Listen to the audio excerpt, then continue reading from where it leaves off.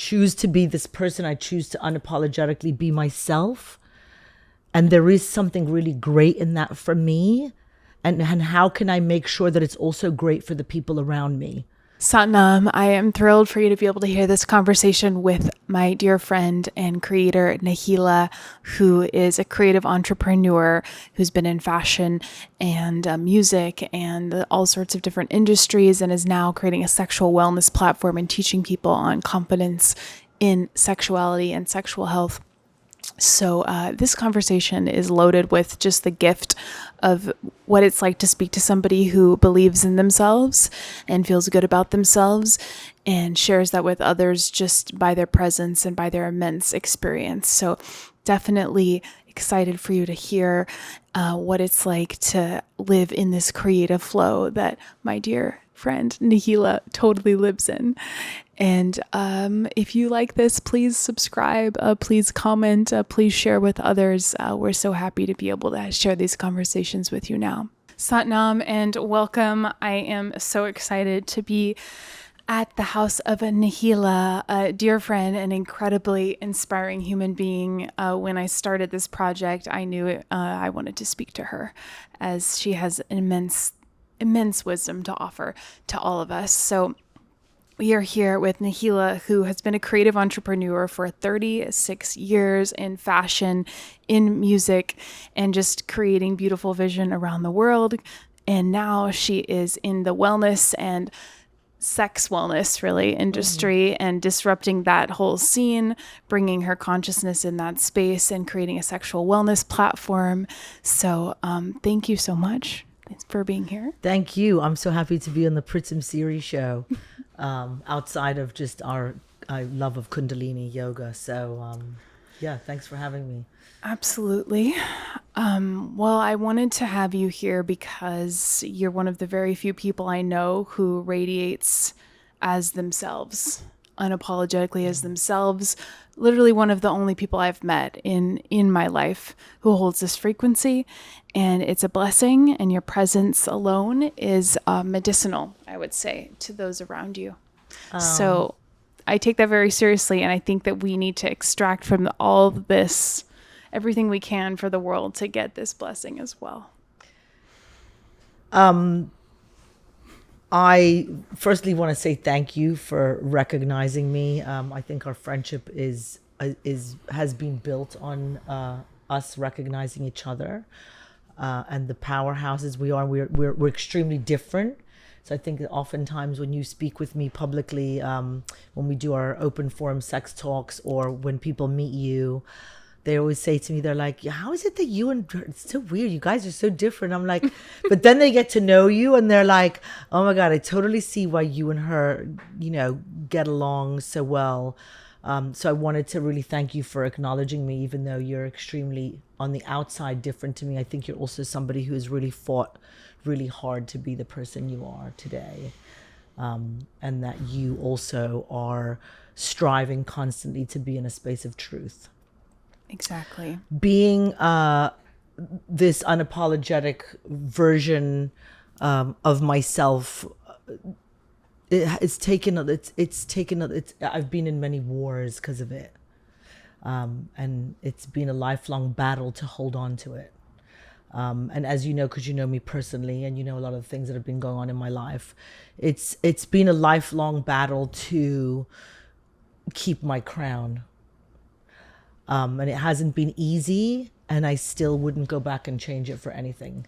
To navigate this world and this planet and the society that we live in is difficult enough as it is. And if you don't hold your own truth and you aren't sovereign to who you believe you are, it makes it so much harder.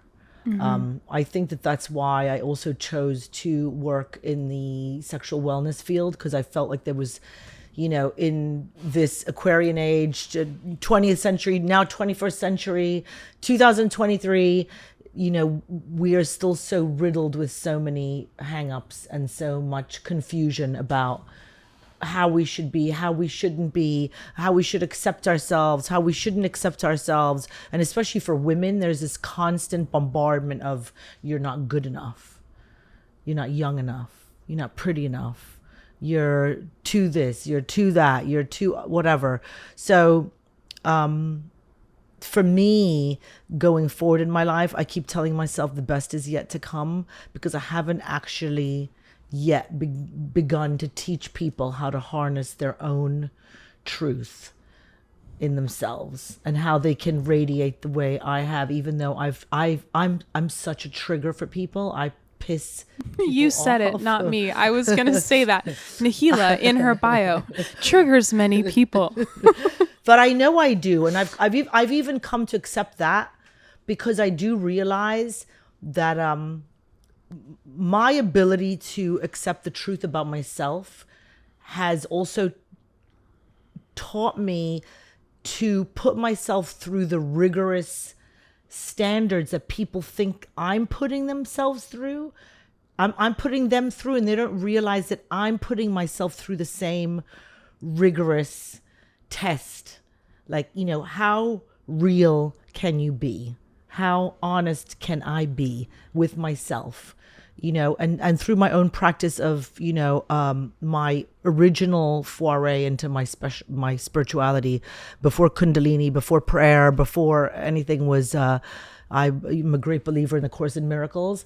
And I remember in certain parts of reading the Course in Miracles and bringing it into my life, I realized that I also didn't have to feel shame and guilt for not being perfect and for failing and for doing things that were oftentimes self-serving or self-ingratiating, because I think that there's a tremendous amount of negating of why we want to be good people. Why do we want to be good people? Why do we want to be honest about who we are? And why do we want to live our lives in a way that seems outwardly truthful?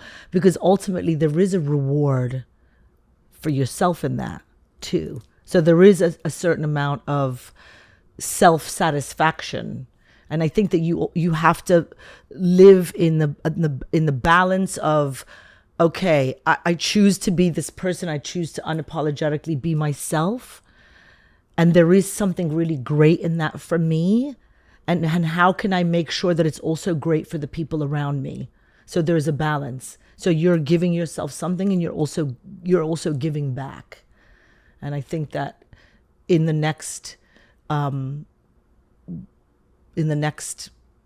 trajectory of my life, I want to make sure that all the success and all the prosperity and abundance and the richness and the satisfaction and the happiness that I get for myself, I want to make sure that there's always something or somebody on the other side that's receiving from me abundance, knowledge, aid, whatever it is. So Thank you. to be yourself is a wonderful gift. Absolutely. And this is why I think you're an essential bridge in the time that we're entering now, this Aquarian time, where you've spent decades working with people in the most fun and exciting kind of careers. And also the most superficial and vapid. Superficial, exactly. So we're now reaching up, we're seeing it, right? Where like not only the youth, but also people of older generations are realizing, I have everything I thought I wanted, and I still feel empty inside. You're directly helping a lot of people who are in that kind of thought stream now. It's really interesting when I, obviously, you've been to many of the parties I do. I've been a raver since I was like in my mid-teens, and I still love that world. And it gives me, the dance floor gives me so many wonderful, vibrational energies that I've fed off over the years. And it's recently I've been out on those dance floors, and I've also noticed how, there's so much self-medication going on across the board. I mean, yes, people have always done drugs and nightclubs and, this, that, and the other. I think I am in the beginning of helping people.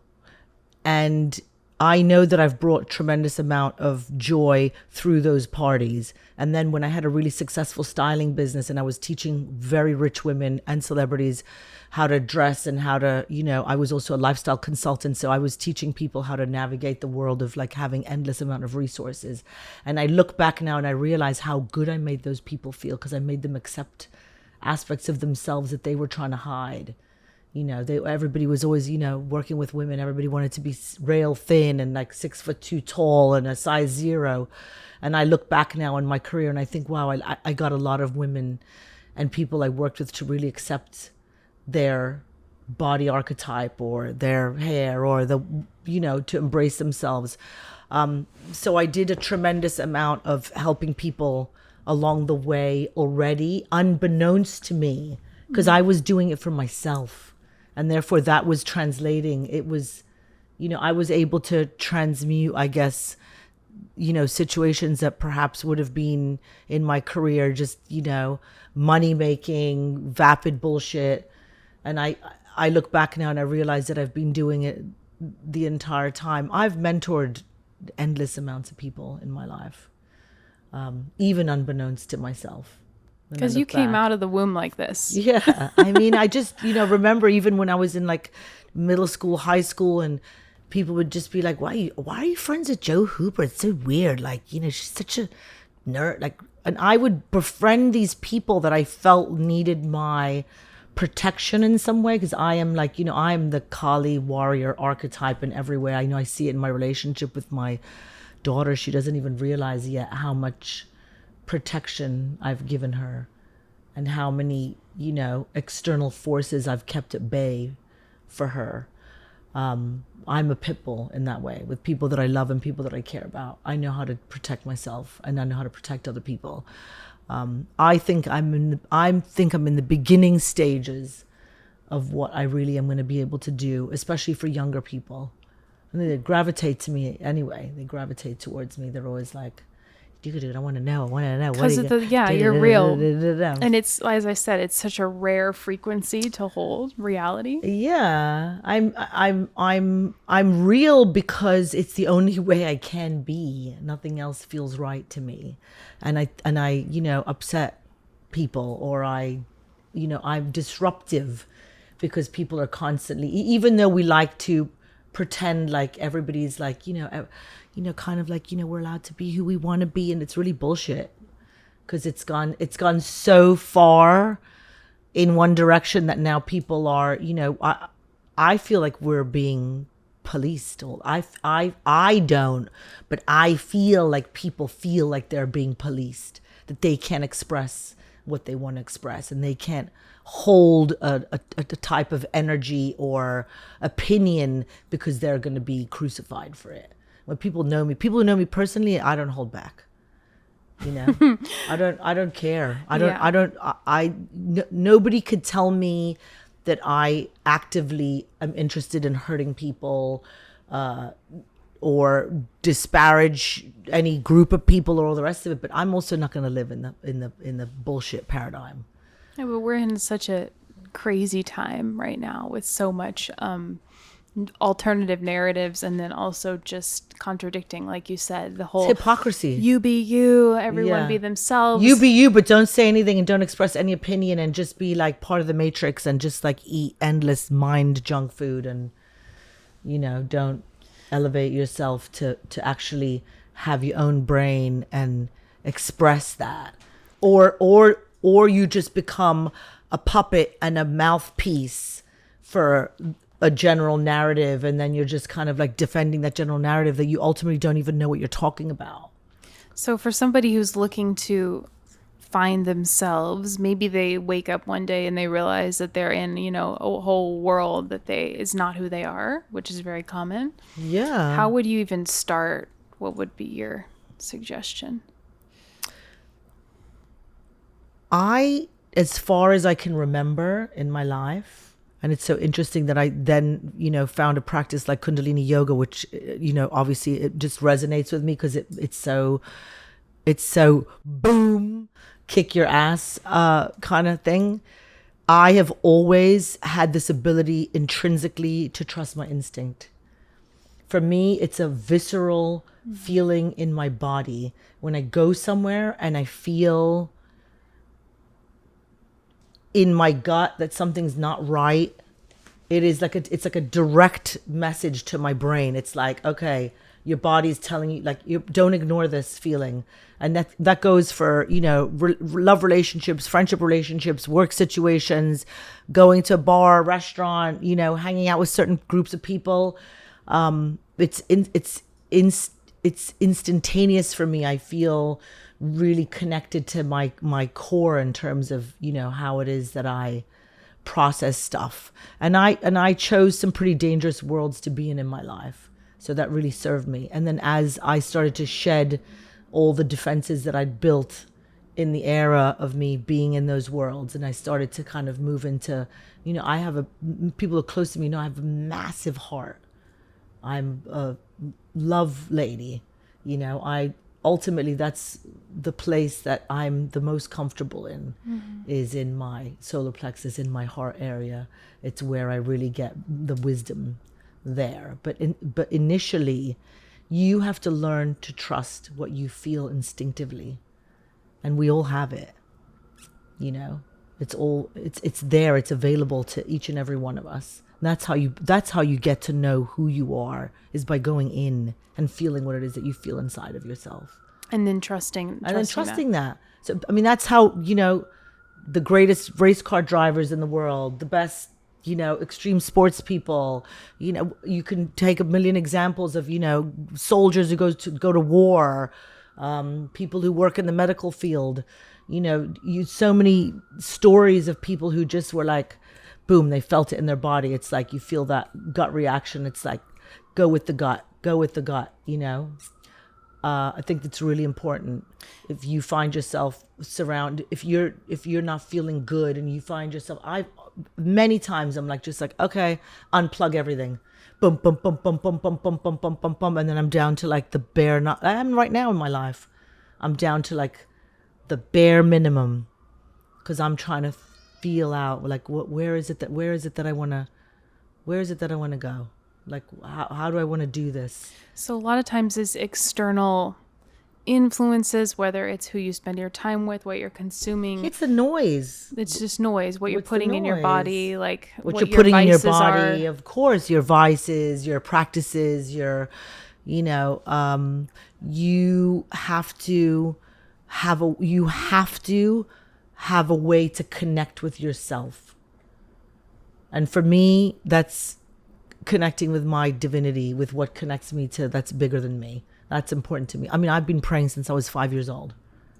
So, now it's developed into other things. I like to meditate. I like to write. I like to, have a diverse plethora of things in my toolbox that I can go to when I feel unease, or when I feel like something's not right.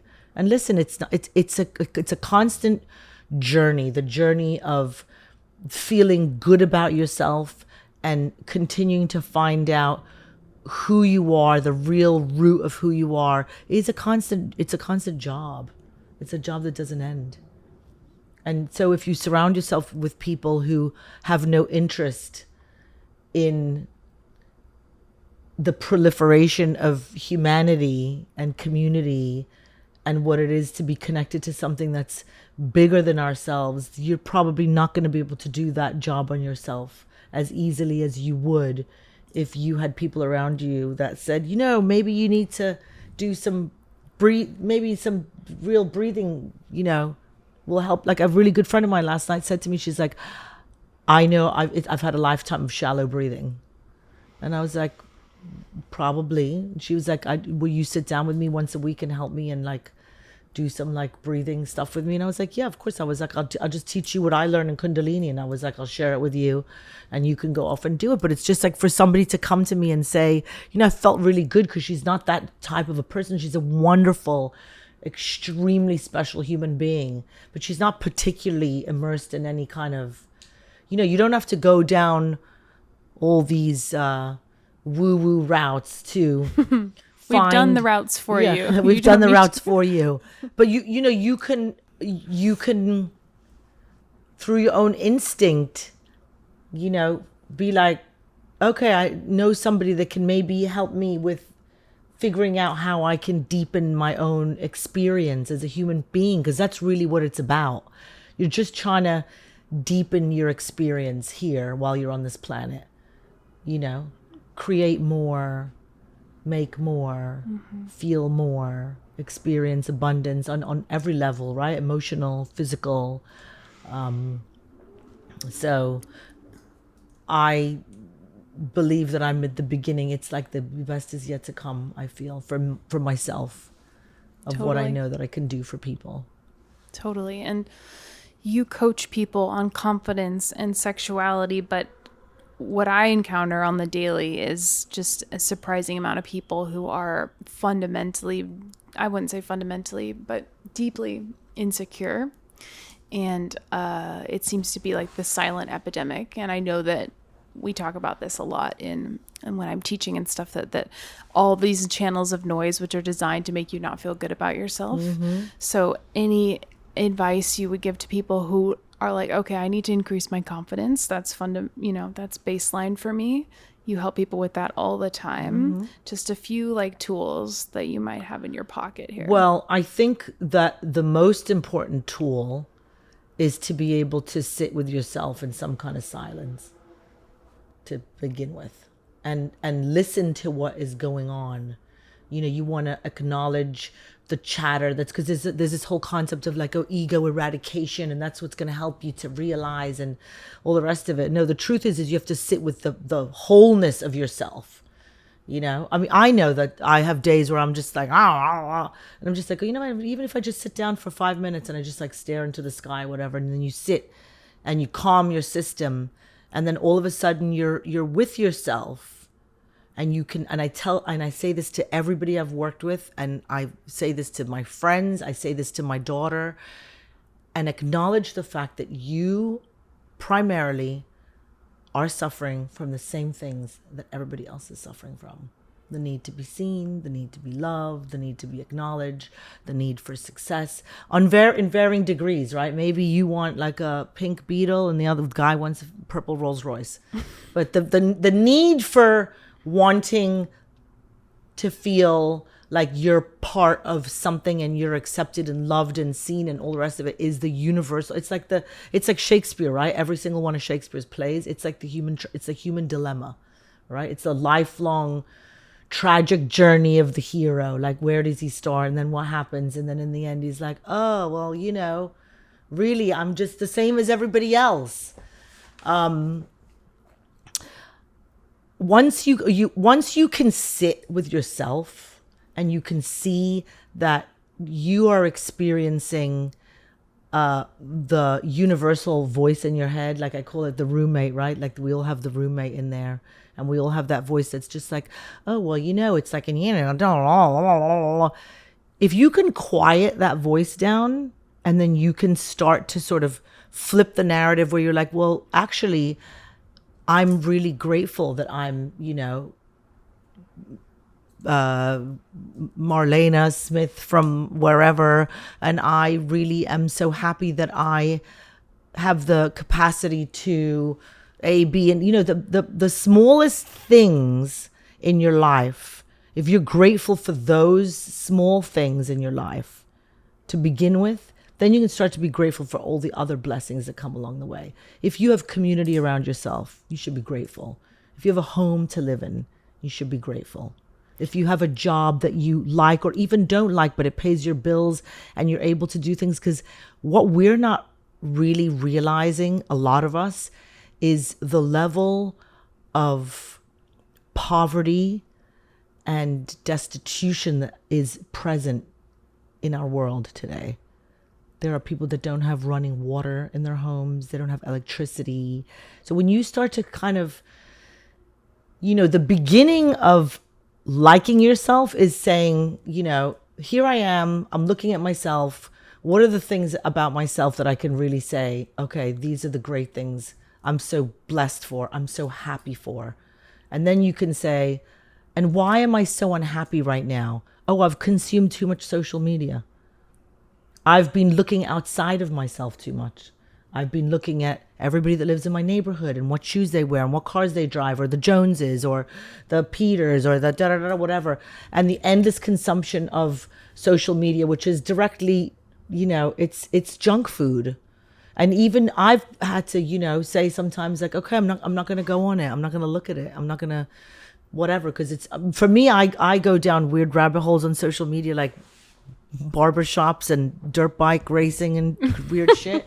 But there are people who are going down the rabbit hole of like, oh my God, my body, my car, my house, I'm not rich enough, I'm not thin enough, I'm not famous enough. And really what you're looking at is you're just looking at a varnished over version of what you are feeling. And the insecurity is palpable, it's universal, and especially I see it with the younger generations. You can increase your confidence by sitting with yourself, acknowledging yourself, being grateful for what it is that you do have, and then you have the power to change the things about yourself that maybe don't make you feel good. You do too much drugs, you drink too much, you're overweight, or you're underweight, or you're not getting off your ass because you're too busy smoking pot, so you're not getting the things done, but you're fantasizing in your head about all this stuff. So it's like, there's a tremendous amount of procrastination that comes with insecurity, because there's the fear of actually self-starting. And if you don't start, you're not gonna fix anything. So it's the same thing for the practice of wanting to be more confident. It's like, I remember as a teenager, I made a very clear decision. I was like, okay, I can be like my mother and my sister and be like all day long worried about like how thin I am and how much, bread I'm eating and not eating. Or I can be like, fuck this shit, and I'm just going to go out into the world and be this curvy chick that back then nobody gave a shit about curvy chicks. Now everybody's like, oh, curvy. But back then it was like, I remember the day I made that decision where I was like, I am not going to be plagued by this, because I somehow knew about vibrations before I knew about vibrations. I knew that if I went out into the world and I didn't feel good about myself, the world would look back at me and not accept me. And I still do that. I still see that like I am an anomaly for a woman of my age. I'm an anomaly because I'm not meant to feel good about myself. I'm meant to feel shit about myself. Yeah, a major disruptor to the whole narrative of, we talked about this when I spoke to Benjamin Arno about fashion. Anytime I see somebody who's older or younger, whatever, they're wearing a different kind of style than what they're supposed to wear. It's like, oh, they're like one of us. They're original. They're unique. They're awake. It's exciting. They're defying, the whole narrative. And I think that, for especially for women, because it's not the same, now we're going into the whole gender concept, but there, it is true. There are men and there are women. So, in the heteronormative world, or even in the gay world, along with all the other, names and whatever genders, and men are sort of like, they age and they kind of get like, or I see even with all the like, famous, the celebrities that are getting older, whatever, it's like, oh yeah, so-and-so looks so great. And, he's looking speckled gray hair. Yeah, he's looking so hot and all the rest of it or whatever. And then there's this like sort of disparaging outlook towards the women. And I refuse to fall into, this kind of ageism which, denigrates me as a human, that takes away all the things that I am, because I know that I'm one of those women. I'm going to be relevant until the day I drop dead, because I make myself relevant. I'm interested in what's going on in my world around myself. I have so many deep connections with people that are much younger than I am, people that are older than I am. I'm interested in the world, and I don't see the world in that way. I don't feel like, and that's, it's been controversial for me in my life, because I'm completely unconventional as a parent, as a mother, as a woman, as a daughter. I've seen it's challenged my own mother. She's just like, I'm like, when is this person going to slow down? Like, it's like, it's only getting, bigger and faster. But I just, I don't feel like I want to be thrown into any kind of box. I don't want to be like, oh, she's, I said somebody the other day, a friend of mine the other day, she goes, oh yeah, 'cause she's like middle-aged like we are. I'm like, I'm not middle-aged. I don't see myself as middle-aged, and not because I'm not like in the middle of my life, because I just don't view myself that way. And in fact, I don't have anything in common with most people in that age group, because I'm not interested in the same things. Because I'm here trying to still be joyful and see the joy in all the things that are happening in music and art and spirituality or politics or whatever it is. I haven't resigned myself to like, oh well, now it's like I'm this age and I should have this. I sort of had a drink with somebody recently. I was just like, oh my God, like this is what people my age do? Just like this constant, you could see like the torment of like the and the savings and the and the what have I done with my life and the retirement and all this stuff. It was just, don't think about those things. So heavy. I don't think about those things. I'm not interested in thinking about those things. I know the kind of person I am. There's always going to be place for somebody like me in this society, because I'm bringing something to the table. Well, you have an immense amount of chi, energy, prana running through you. And I think this has to do with the fearlessness in which you live, which is there's so much energy. Or you could say, in the Buddhists, they don't really think of fearlessness. They think of beyond fear, like you're jumping over it. Yeah. It's not that you're not afraid. You're just doing it anyways. You just do it anyway. So for somebody I'm just getting free life advice for all of us out here. At any age, if you're feeling like that light, that fire, that passion is dwindling, what are some things that people can do? Because it's scary, and I know that depression is very a thing for a lot of people, but then also for people as they're getting older, they're going through these phases of not fitting into the narrative of how they should be and look and how much money they should have and what job they should have and how many children and la da da da. Yeah. Fear is, it's interesting because I feel like fear has been a lifelong challenge for me from the very beginning. And I left home when I was 16 years old, and I was terrified. But I did it anyway, because the thought of not doing it was more terrifying than the thought of doing it. And then once I got out there, I was like, okay, this is good. I could navigate this. And then I was like, oh shit, there's some dangerous shit out here. Like, how do I navigate being this, baby out here with all this? You have to always come back to yourself. You're not going to fight the fears by anything external. It's never going to be it's a purely internal force. And you just have to get inside there, and you just have to you have to have a conversation with yourself. I have had endless conversations with myself where I'm like, you're right now here in the present moment and you're projecting into the future, and that's bullshit, because it's not true. And 99% of the things that have given me fear in my life never came true. And I just,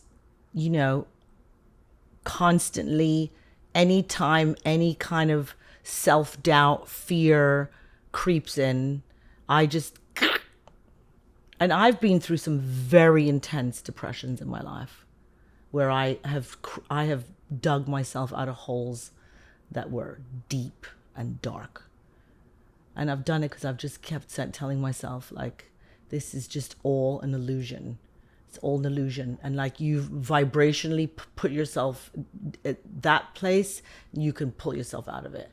You can pull yourself out of it.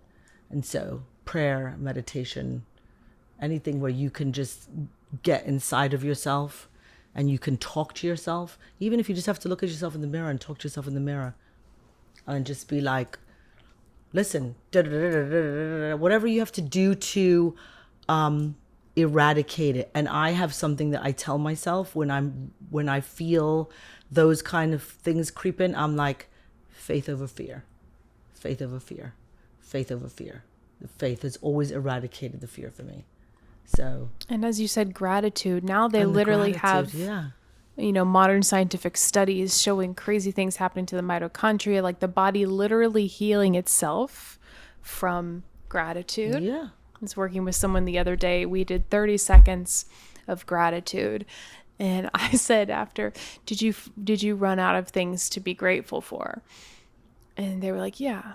I just chanted after that, which is great. That's a great solution. But I was like, okay, we're going to work on that, because you should be able to recite what you're grateful for you could do a it year endlessly. straight.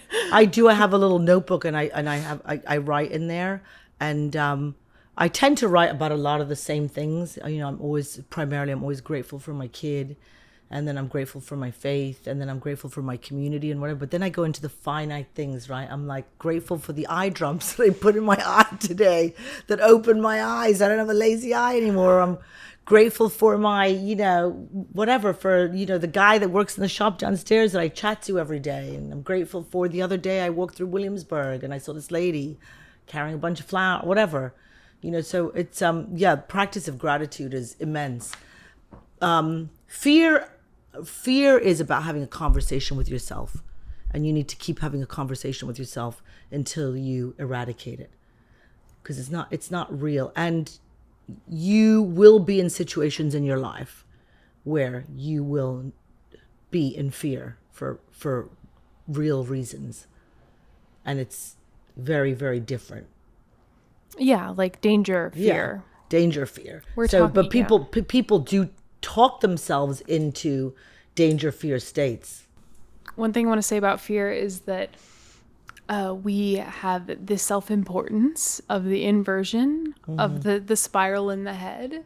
It makes it so that we're in this state where we literally think we're in like a war zone of our own mind. Like you said, no, fear is essential for real danger. But because a lot of us are so privileged to not be in actual real danger, we have to create these little stories in our head that are so crazy. So one of the ways you get out of that is your mantra is faith over fear. Yeah, faith over fear.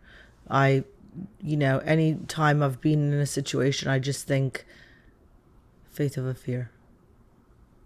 Have faith. And because my faith is so incredibly strong, and I think that's one of the things I think is tremendously important for younger generations is, find something that makes you believe in something that's bigger than yourself. Yeah, because you hear the word faith as somebody who, isn't in whatever as anyone, and everyone has their automatic assumptions. Oh, faith, she must be religious. They're like, oh, Jehovah Witness and like a Pentecostal, whatever. But, for me, my faith is a deeply personal experience. And of course, the people I'm close to who are interested in listening to me talk about my faith, I'm happy to speak to them about my faith. You don't have to, stand on some pulpit somewhere and be on some soapbox to have faith. You can just look up into the sky and be like, wow, this planet spins around every day and the tides come in and out and the moon, so there's something bigger than me. So I'm just going to be like, you know what? The universe is a place I can put my faith into. And every day the sun rises, and every day the sun sets, the moon rises, the moon goes, it's so, you have to find something to believe in that's bigger than yourself. And that's a big problem in society now, because people, their gods are Kanye West and whatever, these sort of archetypes of fame and shininess, and they place all their ideals in things that are not real. And yeah, music is wonderful, and film is wonderful, and fashion is amazing. And anybody who knows me knows that, like, I love my fashion, and I love music, and I love beautiful things, but my life is not governed by them. And I realize that more and more because I've done so much, and I've had so much, and I've had the privilege of being in the midst of so many prosperous, abundant people, and having traveled and been to the best places in the world. And now I am seeking something completely different. I'm seeking to be around people who feel the way I do, who want to better the world that we live in. And we're creating that. So DM us, or if you're in New York, come hang out with us. Yeah. We're creating a new society on top of the current one. I feel really daily, it's increasing daily for me that I want to use my lifelong expertise to proliferate my own life, of course, like we spoke about in the beginning. Like there's got to be the balance, right? So I want to be abundant and prosperous, and I want to be able to go with you and our friends to wherever we want in the world and enjoy ourselves and sit and create more things so we can show people that there is a path other than what's obvious and out there, and they can find a way to feel good about themselves and still do something for people around them. So it's just getting louder and louder, and I'm just in the beginning of this trajectory, and it's been really tough because I come from, a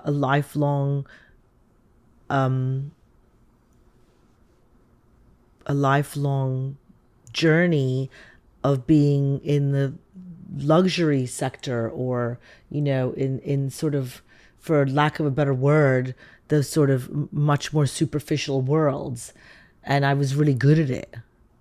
And I, created all these different businesses and made lots of money and lived my life and all the rest of it. And then I was just like, in COVID, I was like, I'm tired. I don't want to do that anymore. Well, you're an alchemist, so, you just use the same skill set in any arena. I'm trying to create it. I'm like, show me the money, but I know, because I know the trajectory of my career before. My whole creative entrepreneurship has all been around just doing what I like doing. And then the money came. Well, you talk about money for the people who are like, oh, money, oh, spiritual people needing money. Will you dismantle a little bit of that for us? Yeah, I'll dismantle it completely. I don't believe that we have come here in this lifetime on this planet to be in any kind of lack. And to believe that your faith or your belief system makes you think that humility comes from lacking is incorrect. What you want is you want to be able to create wealth so you can use it to enjoy yourself and have a great life, and to be an example of what it means to be an abundant and prosperous person, and to along the way help and do things that change the planet that you live on. And I'm not saying like, oh, it's like, I'm going to go out and like collect garbage every day. And I do that on my block. My kid and my best friend are always like, can you stop? Now I've got like this fucked up back. I'm like, oh my God, I can't pick up the garbage on my block. But I pick up garbage all the time. It's like a stupid little thing. Like, of course, I'm not making any difference, but I am in my own way. But in the course of my lifetime, with the successes I've had, everybody that was around me that I loved, including the people probably didn't really deserve it, they were on the ride with me. You're very generous. Yeah. Yeah. I have had nothing but prosperity and generosity in return from people around me because of my generosity. And I think that, we are all deserving of wealth. And I think that that's why, generationally, certain families remain wealthy for generations upon generations upon generations, because there is a sense of, we deserve this. And so everybody deserves internal this. Narrative flip switch. Yeah. And I think that, energetically, like, money is an energetic flow, right? So you don't, if you constantly are in a state of poverty consciousness, where you're like, I'm poor, I'm poor, I'm poor, I have nothing, I have nothing, I have nothing, I can't afford it, I can't afford it, you're gonna not be able to afford anything. Totally. And I know that even I remember being in my early 30s and, I was like making lots of money, and I'd be like, oh, come on, let's go for dinner here, whatever. I was like living my best life. And I had friends who were my age or maybe a little older, and they'd be like, I can't go there because, I can't afford it. And, it's like, I'm not really, those kind of places and whatever. And I used to think, God, like, at least find a way to reverberate and vibrate in such a manner that you don't always have this like bleeding heart, I'm so poor and can't afford anything. I'm self-made. So it's not like, I'm sitting on like, mounds of generational wealth and I just can be flippant about it. Like, oh yeah, I sort of made a choice to detach myself from my family and create my own identity through and through. And one of those identities was like, I was going to be rich no matter what. And I was going to vibrate rich. And I was going to feel rich. And I was going to act rich. And that meant rich in every aspect of who I am. Because there's been so many narratives in this city about me and what it is that I do. And don't how does she make her money? Yeah. How does she? Where does she? Where does she make her money from? And it's because I never really worried about the actual money. I worried more about how I felt in the world, and the integrity. And I always felt like I was deserving, and I always felt like I belonged, and my style, my swag, my energy, the kind of woman I am. And the kind of woman that I wanted to be in a world that felt very much like, a man's world. So it was like, oh yeah, like a lot of it, there was still this whole narrative about, a lot of like people I knew were like looking for rich husbands and, kind of, and I was just like, no, I don't want that. I want my own money. I want my own money. I want to be able to, do my own thing when I want to do it and how I want to do it. And I want to be able to share that money with the people around me. And I did. And now I'm here and I'm building something new. And I feel like I'm on the cusp of something. And I've had my own battles with fear and, displacement, trying to find a new path. When, I hear people like, oh, at my age and at my age and at my age. So it's like I have all these obstacles kind of like hovering around me. And I'm like, no, you're not going to be an obstacle for me. My age is not going to be an obstacle for me. Yeah. And, the fact that I'm, whatever, coming from a completely different career is not going to be an obstacle for me. The fact that I'm a mother, that's not going to be an obstacle for me. The fact that, whatever hindrance that society is always kind of trying to listen, we're living in a time and space where there are so many portals opening up for people who think outside of the box.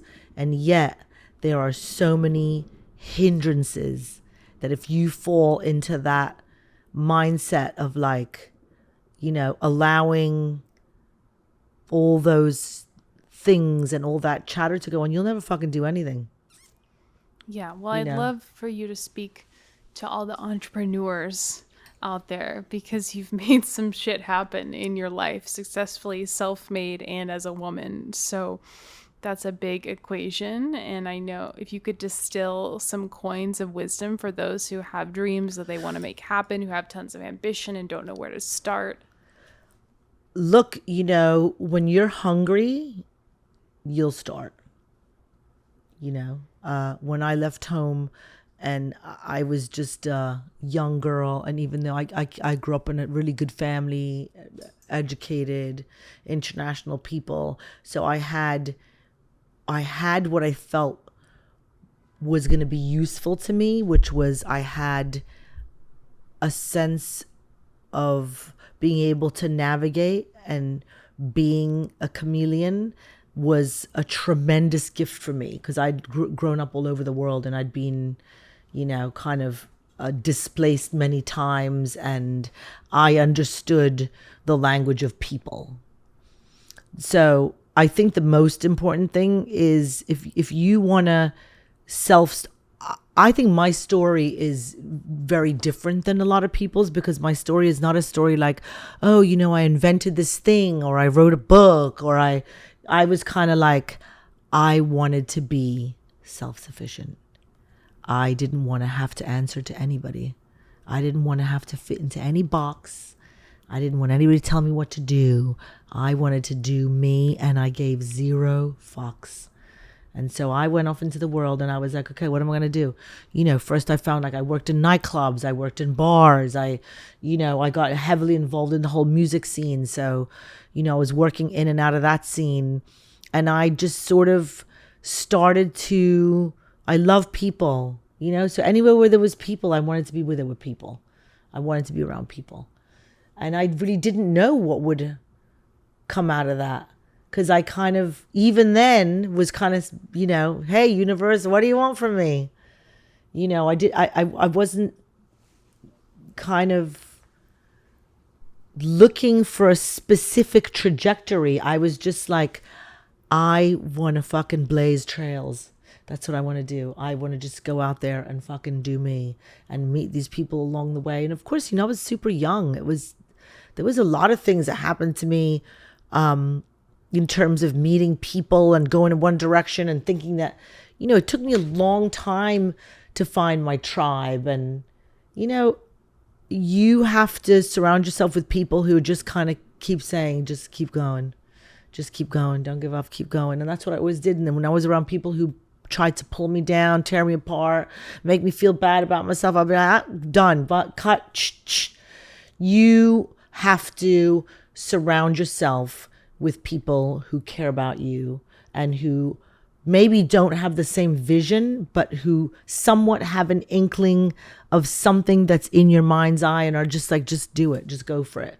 You don't want to be around nearsayers and people who are like, oh no, well, you're too old, you're too young, you're too this, you're too much of a girl, And I was this like beautiful, sexy young girl, and I was hell bent on not letting anybody fuck with me, or being told that, like, I had to like use my feminine wiles to get places. And it's so interesting that at my age, I managed to navigate all those waves as a woman. And now, like in my 50s, I feel like, there's, starting with,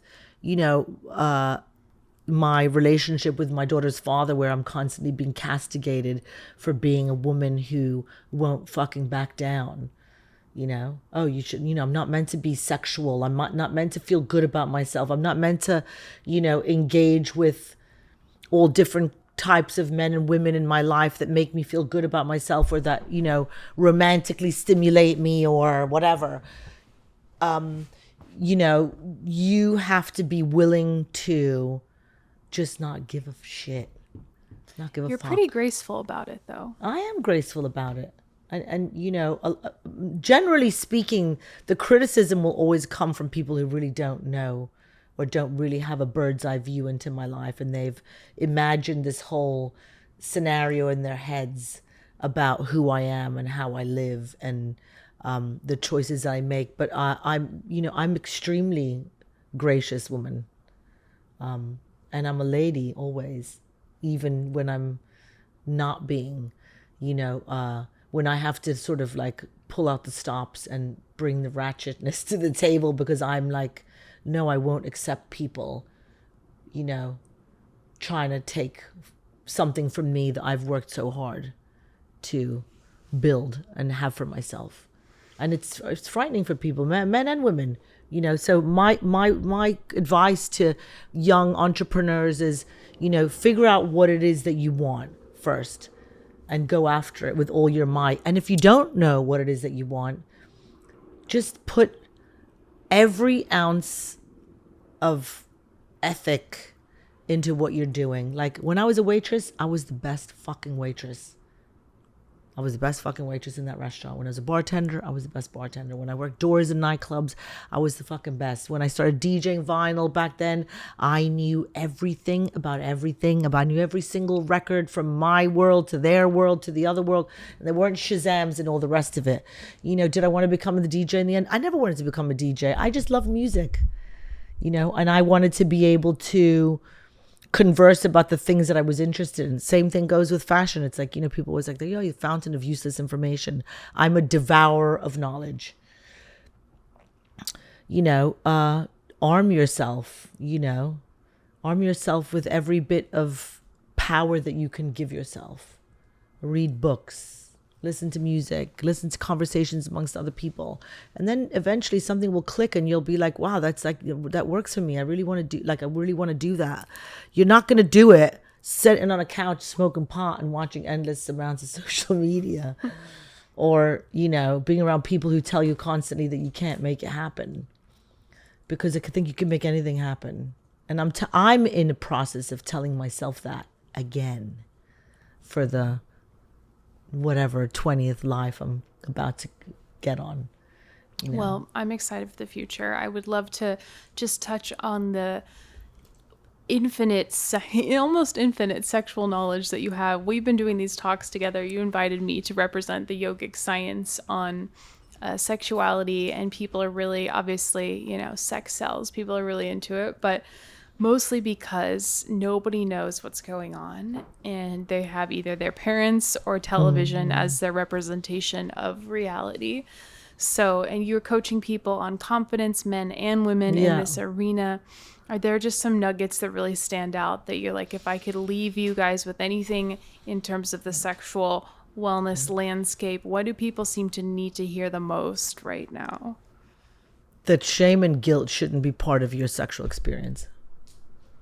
And I can tell you that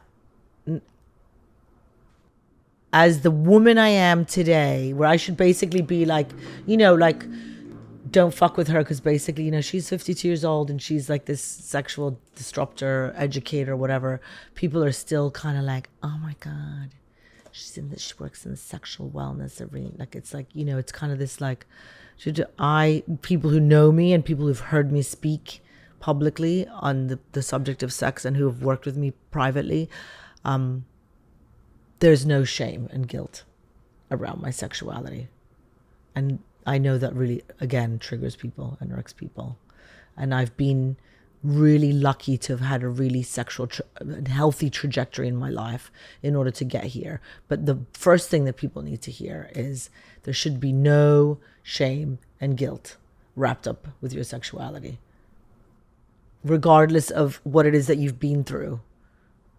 You know, because if you've had any kind of trauma around your sexuality, it should be the opposite. You shouldn't feel shameful and guilty. You should have understood that, you know, sadly we live in a world that, you know, people do bad things to other people. And we don't need to carry that. And we don't need to carry the opinions of other people when it comes to our sexuality. Your sexuality, there's so much liberation in your sexuality. And I'm not just talking about the mere act of like, oh, you know, I want to get laid or, you know, and remember that validation is not ever going to fulfill your sexual needs, or it's not going to improve your sexuality if you're just looking for and there's a lot of sex addiction around validation in the sexual arena. Yeah, and then we also talk a lot about how sex is innately spiritual, and there seems to be people are coming into the act looking for that, whether they're conscious of it or not. You talk about that a little bit. I, as you know, because we've worked together and obviously spoken together, we've been on the same platforms together, believe that sex is a completely spiritual act, even if you don't realize that that's what you're engaged in. And that's why there's so many pitfalls in and around, you know, people's sexual experiences, and they don't realize it's because what you're doing is you're messing intrinsically with, like, you know, your radiant body and you're messing with so many layers of yourself when you're just engaging with people a la random. Now I think that there are also many different conversations to be had around, what is it that you're prepared for as a man or a woman or whatever genders you associate with or whatever. What is it that you're prepared for in terms of your sexuality? What is it that you can handle, right? So maybe there's constructs that you can handle that perhaps I wouldn't be able to handle because I haven't psychologically geared myself up for that kind of interaction with somebody in the sexual arena. It doesn't mean because I believe that the union of two bodies is a spiritual happening. It can happen outside of the construct of marriage and love and not that I'm saying that you want to have sex with somebody who hates you. That's not what I'm saying. But what I'm saying is that you can have beautiful mutual respect with somebody and engage with them sexually and still have that magnificent spiritual occurrence and not have this veil of conformity or institution right around it. So it's very important that people understand that when I'm talking about the act of sex is this extremely spiritual act. What that means to me, I don't know what it means to other people. It means to me that it's an act of creation, that you are creating an energy with the other person. And that's why there's so much elation after you have sex with somebody, when it's really amazing and there's this deep mutual respect and there's this understanding of the other person's body and there are no barriers holding back the ability for your energies to collide and to be like, boof, that's alchemy, right? Whether it's the orgasm or whatever it is. So, that's, I think that the sexual act is an act of creation and that you can generate so many things out of that. And that goes for having sex with yourself too, which I'm a big believer that, being able to meet yourself in a sexual space alone and feel that kind of creation energy is really, really powerful. So yeah. Thank you. You're welcome. Well, if there was anything else that you would like to leave us with, I'm just thinking at the magnificence of your life as a whole and everything that you've done and shared. And also, I guess we could just end with speaking, if you incarnated as a woman, there's this specific power, also power that we have in recognizing each other and supporting each other.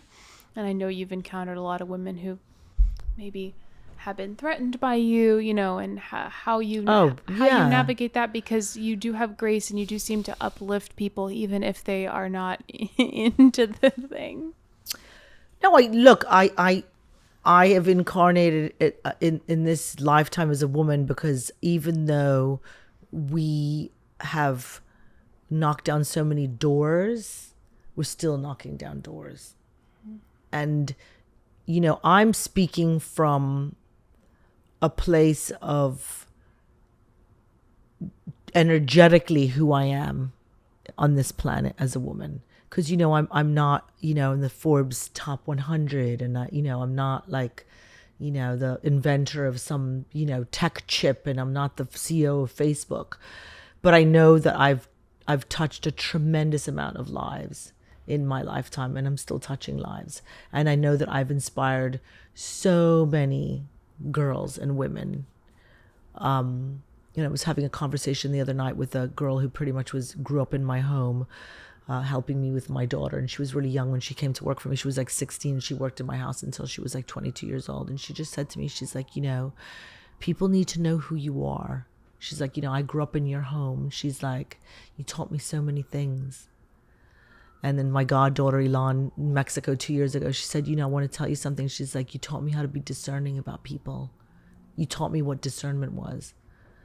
And I feel I'm here to disrupt the narrative about what a woman should look like in general. Not physically look like, but that I can, I can be this gracious, feminine, sexy, womanly woman, and I can also be this matriarch that will cut your fucking head off, if I have to protect somebody. Satnam. So that's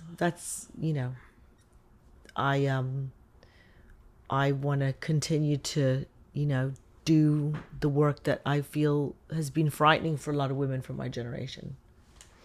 For all generations. Yeah. For all generations. Well, thank you immensely. Thank you. This is not the first or last time you'll see Nahila or you'll see us together as we are concocting and creating many exciting things. Yes. Last thing, where can people find you just to follow your journey if you're interested in that? Well, I have been taking a bit of a hiatus from social media, but you can find me on Instagram at Nahila Doll1. It's NAHILADOLL and the number 1.